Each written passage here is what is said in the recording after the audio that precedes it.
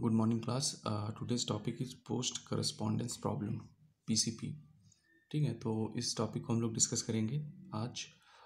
इसमें क्या होता है कि इसमें बेसिकली आपके दो सेट होते हैं। ठीक है, एक सेट आपका एज्यूम कर लेते हैं ए है, एक सेट बी है।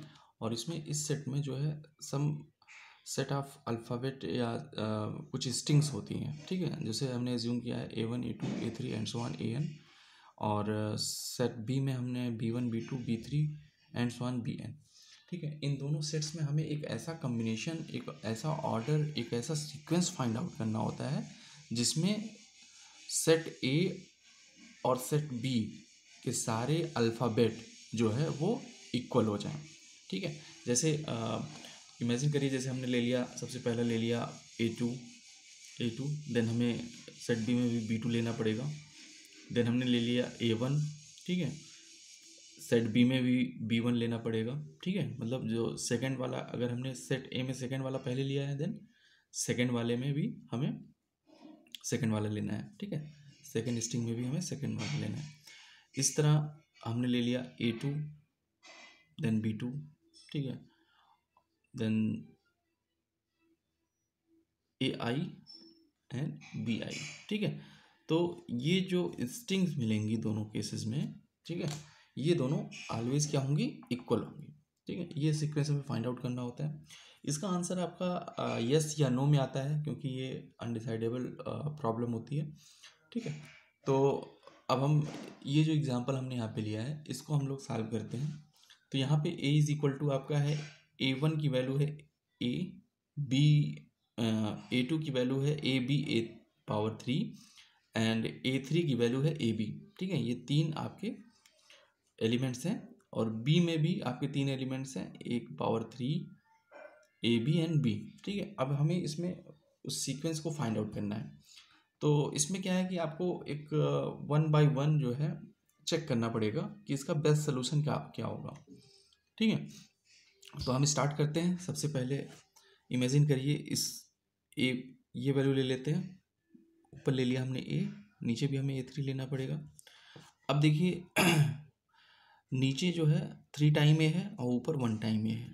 अगर हम इसको सेलेक्ट करते हैं, मतलब A2 को, देन ये आपका 2 टाइम A हो जाएगा, बट उसके बाद B आ जाएगा, तो ये इक्वल नहीं होगा, तो इसको हम नहीं ले सकते। ये चीज़ समझ में आ रही है? उस अगर इमेजिन करिए, अगर हमने ले लिया यहाँ पे AB A3 और यहाँ पे AB। ठीक है, हमने इन दोनों को A1 A2 और B1 B2 को सेलेक्ट कर लिया, तो उस केस में यहाँ पे 2 टाइम A है, यहाँ पे 3 टाइम A है, जो कि ये वैलिड स्ट्रिंग नहीं बनेगी। तो हमें कुछ दूसरा सेलेक्ट करना पड़ेगा। दूसरा हम क्या ले सकते हैं? हम पहला तो सेलेक्ट कर नहीं सकते। हाँ, इस केस में देखते हैं क्या पॉसिबिलिटीज़ है। तो हमने यहाँ पे ले लिया AB A⁻3, विच मीन्स आपका सबसे पहले हमने, और इसमें आपका हो गया AB। ठीक है, तो ये दोनों तो इक्वल चल रहे हैं, हमें A⁻3 की कमी पड़ रही है, तो हम इसको पहले वाले सीक्वेंस को ले लेते हैं। यहाँ पे लेंगे तो क्या मिलेगा, A मिलेगा, और यहाँ पे क्या मिलेगा, A⁻3। अभी तक हमारा देखिए इससे मैच हो रहा है, ये इससे मैच हो रहा है, ये एक अभी A एक्स्ट्रा है। तो उस केस में हम क्या सेलेक्ट कर सकते हैं? अगर हम A को सेलेक्ट करेंगे, अगर हम सेलेक्ट कर लेते हैं, अगेन इसको सेलेक्ट कर लेते हैं, तो हमें क्या मिलेगा? यहाँ पे हमें मिलेगा A। ठीक है, यहाँ पे A मिल गया, और यहाँ पे A⁻3। ठीक है, अब यहाँ पे 2A यहाँ से मिल जाएगा, और उसके बाद अगर हम थर्ड वाले को ले लेते हैं, तो यहाँ पे मिल जाएगा AB, और यहाँ पे मिल जाएगा B। ठीक है, अब देखिए ये सीक्वेंस जो मिल रहा है वो हमारा इक्वल आ रहा है।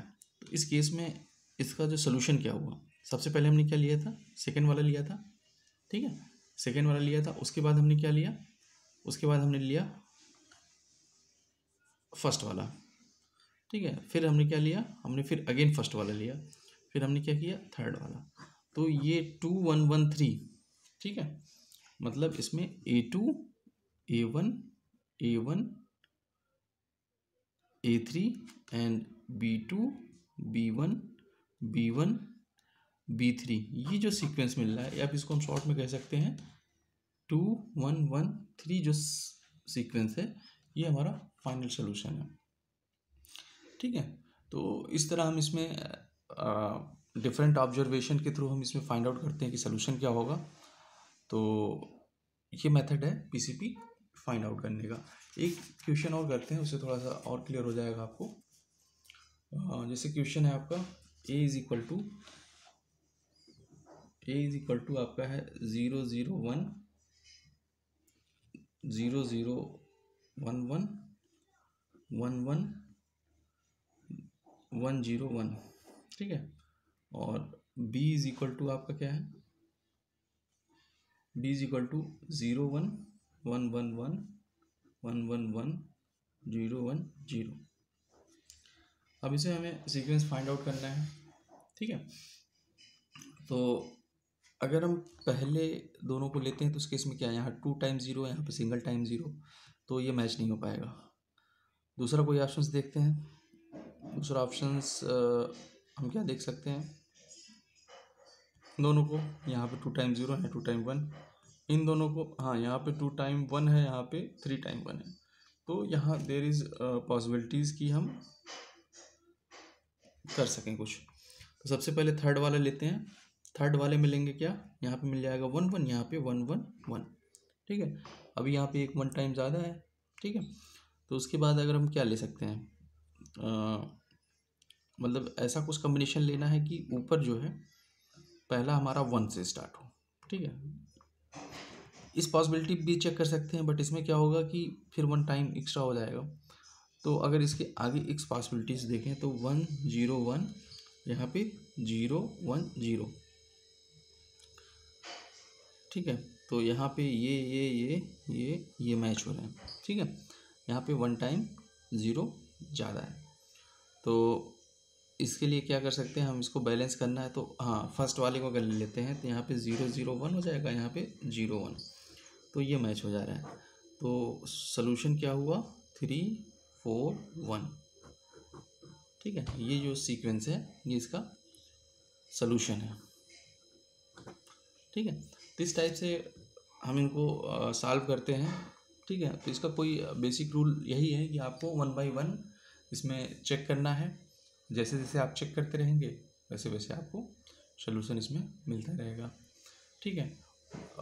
तो ये है आपका पोस्ट करेस्पॉन्डेंस प्रॉब्लम के लिए क्वेश्चंस। एक क्वेश्चन और कर लेते हैं इसमें, सो दैट अगर कुछ कन्फ्यूजन है तो उसमें क्लियर कर लिया जाए, ठीक है। तो ये कर लेते हैं। एक है ए इज इक्वल टू आपका है 1 0, फिर 0 1 0 1 0 1। बी इज इक्वल टू आपका है 1 0 1 1 1 0 1 1, ठीक है। ये आपके दो सीक्वेंस हैं।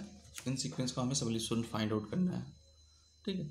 तो इसमें हम पहले को सेलेक्ट कर सकते हैं, यस पहले को सेलेक्ट कर सकते हैं कि यहाँ पे 1 0 है, यहाँ पे 1 0 है, तो 1 0 और 1 0 1, ठीक है। उसके बाद फिर अब हमें ऐसा सीक्वेंस चाहिए जिसमें पहले 1 हो, तो उसकी पॉसिबिलिटी यहाँ पे है। यहाँ पे आपका आ जाएगा 1 0 1, और यहाँ पे आ जाएगा 0 0 और 0 1 1। तो देखते हैं कहाँ कहाँ तक मैच कर रहा है। यहाँ तक मैच कर रहा है, ठीक है, यहाँ तक मैच कर रहा है। नेक्स्ट ऐसा हमें चाहिए कि पहला 1 हो,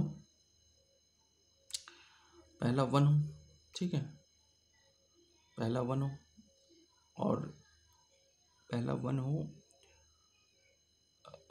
यहाँ पे पहला 1 होना चाहिए। तो उसकी पॉसिबिलिटी एक तो ये है, तो इसको अगर रखते हैं, अगेन रखते हैं, तो 1 0 1 और यहाँ पे 0 1 1, तो ये इससे मैच करेगा, ये इससे।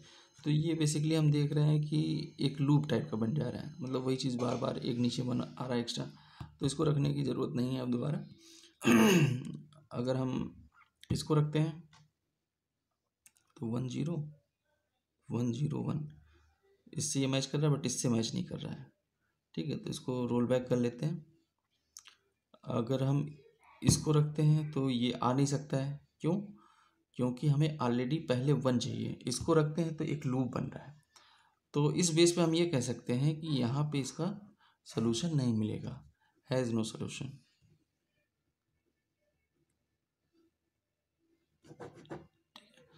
तो इस तरह इसमें ये क्लियर हो रहा है कि इसका सोल्यूशन पॉसिबल नहीं है, क्योंकि यहीं पे रिप्लिकेट हो रहे हैं और ये चीज़ जो है बार बार वही वैल्यू आ रही है नीचे के साइड में, मतलब सेट ए में तो सेट बी में एक ही एक कमी आ रही है, एक एक्स्ट्रा हो रहा है ऑलवेज। ठीक है, तो इस केस में इक्वल कभी नहीं होगा। ठीक है, ओके, थैंक यू क्लास।